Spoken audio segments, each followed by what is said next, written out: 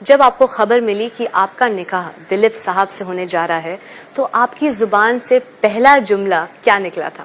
یہ بات ٹھان لی تھی 12 برس کی عمر میں کہ اگر میں نکاح کروں گی اور اگر میں شادی کروں گی کسی سے تو انشاءاللہ وہ یوسف خان سے ہی ہوگی. That was my dream. اور میرا ڈریم جو ہے وہ حقیقت میں ریئلائز ہوا ہے. بہت خوش نصیب ہوں کیونکہ لوگوں کی جو حسرتیں ہیں کبھی تمام پوری نہیں ہوتی ہیں، لیکن الحمدللہ میں اتنی لکی ہوں اور خوش نصیب ہوں کہ جتنی حسرتیں میری رہی ہیں وہ الحمدللہ سب پوری ہوئی. سائرہ جی، دلیپ صاحب کی شخصیت ایک سحر ہے. چونکہ یہ پروگرام اردو میں ہے اور اردو زبان جاننے والے لوگ دلیپ صاحب میں ایک گہری دلچسپی رکھتے ہیں.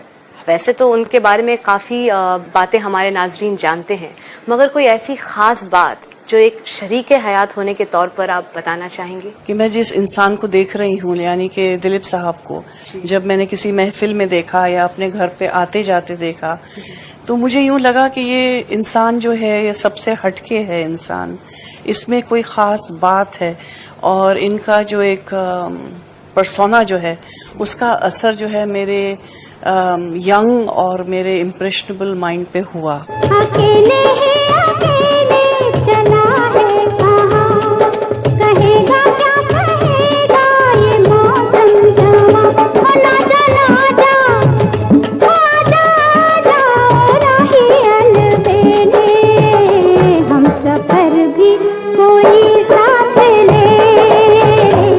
مجھے یاد ہے مغل اعظم کا سیٹ لگا ہوا تھا اور ہم لوگ ہر سال جو ہے میری والدہ اور میں، میرے بھائی، میری نانی، ہم سب لندن میں رہا کرتے تھے. ہماری پڑھائی وہاں ہو رہی تھی، ہم دونوں کی، میرے بھائی کی اور میری. وہاں کے اسکول میں ہم پڑھتے تھے ایز ڈے اسکالرس اور وہاں پہ ایک گھر لیا ہوا تھا. اور اکثر جو لمبی چھٹی ہوتی تھی جولائی سے سپٹمبر تک، تو میری والدہ جو ہیں وہ ہمیں پورا یعنی کہ یورپ دکھاتے ہوئے، اور یہ ہر سال کا معمول تھا یا ہر دوسرے سال کا معمول کہ یورپ ہوتے ہوئے اور پھر ہم اپنے گھر آتے تھے ہندوستان. تو یعنی کہ والدہ کی یہ کوشش رہی ہمیشہ کہ بہترین سے بہترین وہاں تربیت ہو، تعلیم ہو. اس دوران مغل اعظم کا سیٹ لگا ہوا تھا ایسی ایک چھٹی میں شیش محل. اب جب ہم پہنچتے ہیں وہاں سیٹ کے اوپر تو اس پہ یوسف صاحب کھڑے ہوئے تھے اس طرح ایسے، اور سفید شرٹ اور پینٹ پہنے ہوئے. جیسے میں نے ان کو دیکھا I said, oh my God، ان کا تو پیک اپ ہو گیا تو گاڑی کی طرف بڑھے اور ہی leaned into the window and said کہ آپا جی، یہ نسیم جی، شوٹنگ تو پیک اپ ہو گئی ہے میری، لیکن آپ اندر چلیے اور وہ قوالی گانا کچھ چل رہا ہے. اور مجھے یاد ہے کہ وہ سو کریسٹ فالن کے یوسف صاحب کی شوٹنگ ہو چکی ہے. بہرحال ہم لوگ اندر گئے اور وہاں انہوں نے ہمیں انٹروڈیوس کیا سب. سائرہ جی، آپ کے کپڑے، آپ کے زیورات، آپ کا ہیئر سٹائل، سب کی شہرت تھی آپ کے ساتھ. تو آپ کیا کرتی تھیں ایسا؟ کتنی محنت کرتی تھیں یہ سب ٹرینڈ کے لیے؟ نسیم جی، مائی مدر، بہت ٹیلنٹڈ رہی ہر کام میں.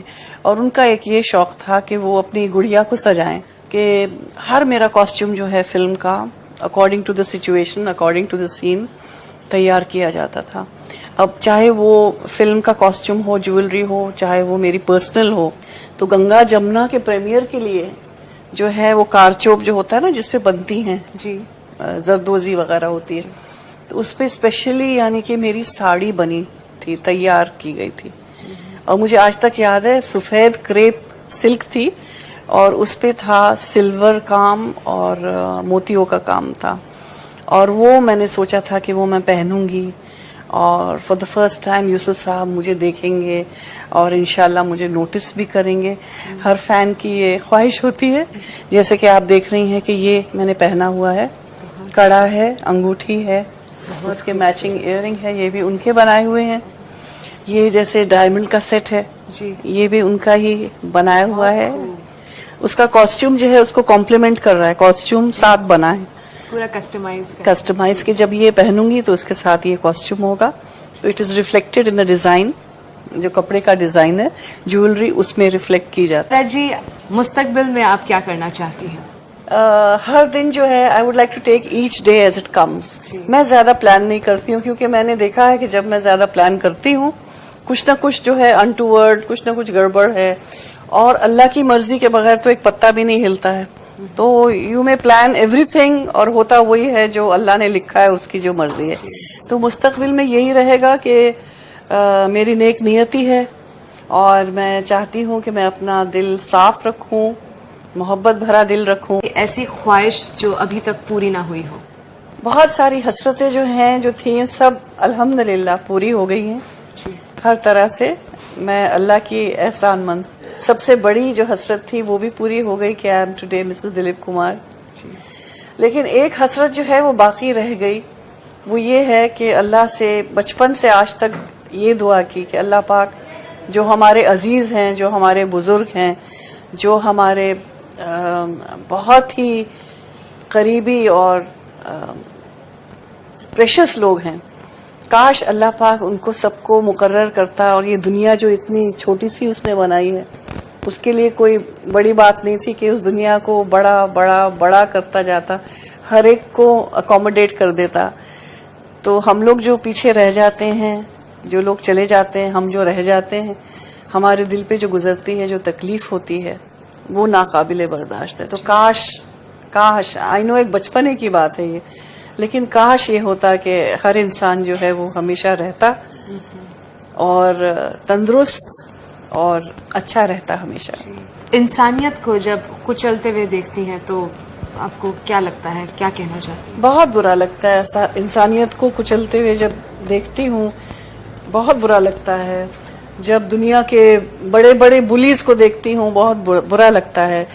اینڈ میں ایک جیسی بھی، یعنی کہ اللہ پاک نے جو مجھے حیثیت دی ہے اس حساب سے ایک ہلکی سی، ایک چھوٹی سی کوشش میں ہوں with my organisation, women's relief organisation, کہ جو بھی میرے سے ہو سکتا ہے انسانیت کے تحت میں لوگوں کی مدد کروں اور ان کے کام آؤں.